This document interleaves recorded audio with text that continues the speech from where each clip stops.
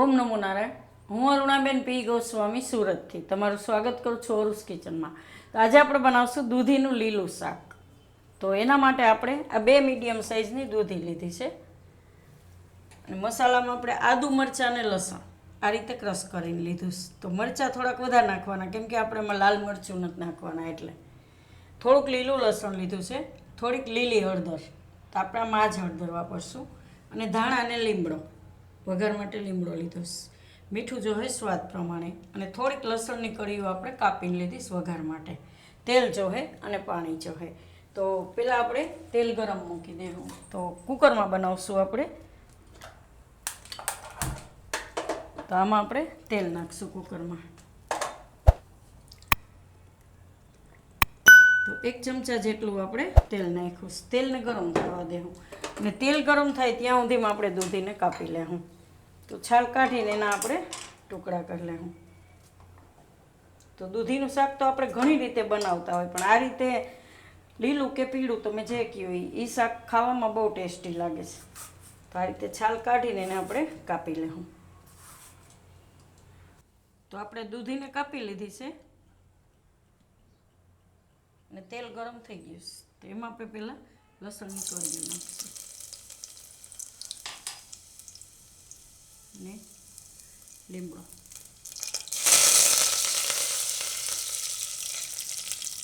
ને હળદર. આ રીતે આપણે આ લીલી હળદર લઈએ એટલે તેલમાં જ નાખવાની, એટલે કાચો ટેસ્ટ હળદરનો ન આવે. થોડીક વાર તેલમાં ફેરવીને એમાં આપણે આદુ મરચાં ને લસણ,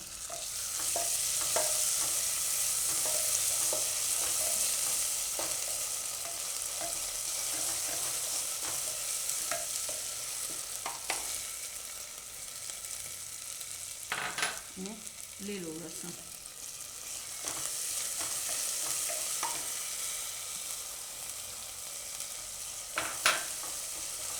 હવે આપણે એમાં દૂધી નાખી દઈએ.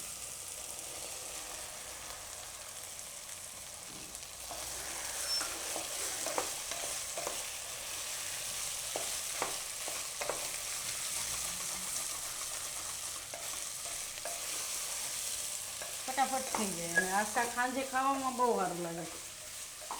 સાંજે ડિનરમાં મસ્ત રોટલા એ રહી ભાવે, ખીચડી એ રહી ભાવે. તે જ રસ વસ્તુ કરીએ ને એટલે. આપણે મીઠું નાખી દેવું સ્વાદ પ્રમાણે.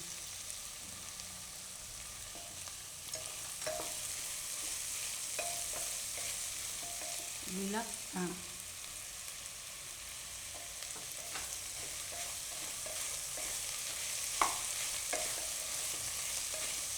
આમાં પાણી નાખી દેવું.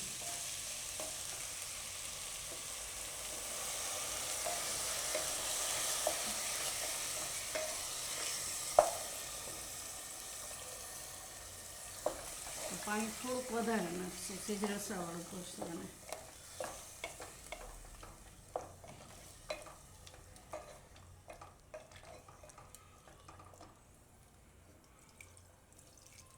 આટલું પાણી નાખવાનું એમ, આ રીતે.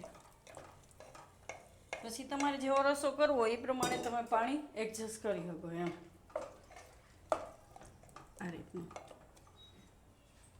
તો કુકરનું ઢાંકણું બંધ કરી દેવું, અને આમાં આપણે 3 વિસલ થવા દેવું. દૂધીને ચડતા એટલી બધી વાર નહીં લાગે, 3 વિસલમાં થઈ જાય.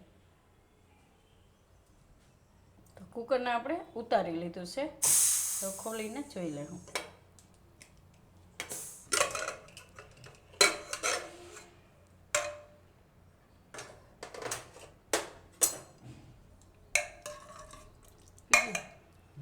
તો આ રીતનું સરસ રસાવાળું સારું લાગે ખાવામાં.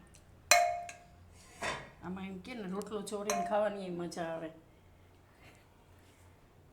તો આને આપણે કાઢી લઈએ. એકદમ મસ્ત પાકી ગયું છે. તો 3 સીટીમાંય તમારે આરામથી સરસ કુકરમાં ફટાફટ થઈ જાય, કંઈ વારે નહીં લાગે બનાવતા. અને ટેસ્ટમાં એકદમ મસ્ત લાગશે.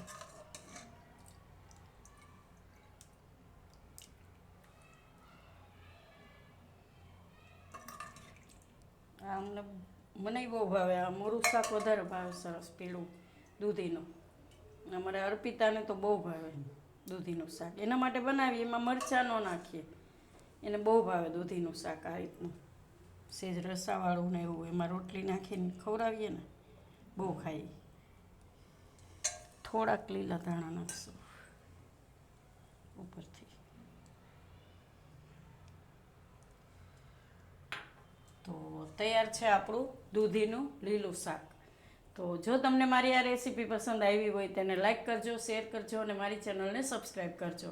અને બેલ આઇકન દબાવવાનું ના ભૂલતા. કમેન્ટ કરીને કહેજો કે તમને કેવું લાગ્યું આ દૂધીનું લીલું શાક.